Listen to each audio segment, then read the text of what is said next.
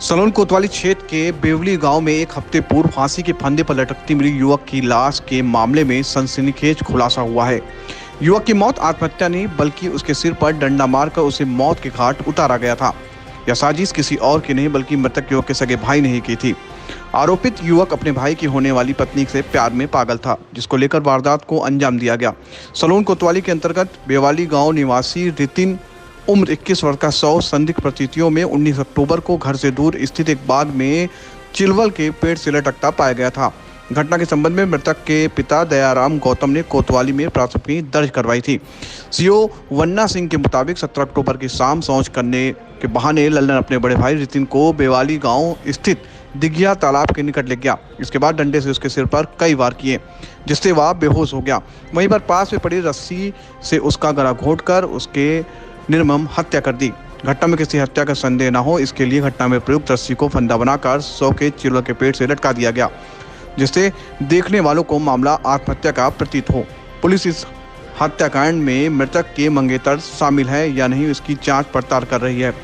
घटना में प्रयुक्त डंडे को बरामद करते हुए आरोपित को जेल भेज दिया गया है। S7 के लिए मैं गौरव द्विवेदी, रिपोर्टर नीरज श्रीवास्तव के साथ। दिनांक 19 अक्टूबर को सलोन थाना के अंतर्गत ग्राम बेवली में एक 20-21 साल के युवक का शव लटकने की सूचना प्राप्त हुई। उक्त सूचना पर घटनास्थल का निरीक्षण हुआ, फॉरेंसिक टीम पहुंची और उसके पश्चात जो मृतक है उसकी पहचान रितिन पुत्र दयाराम निवासी बेवली के रूप में हुई।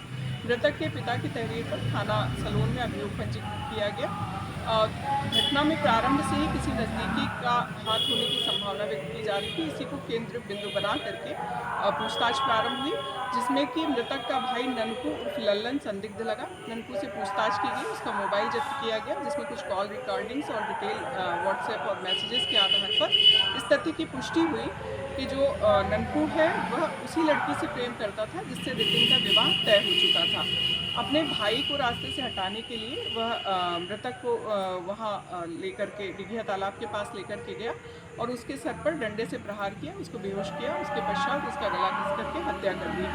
अभियुक्त को गिरफ्तार कर लिया गया है। अग्रिम विवेचनात्मक कार्रवाई प्रचलित है।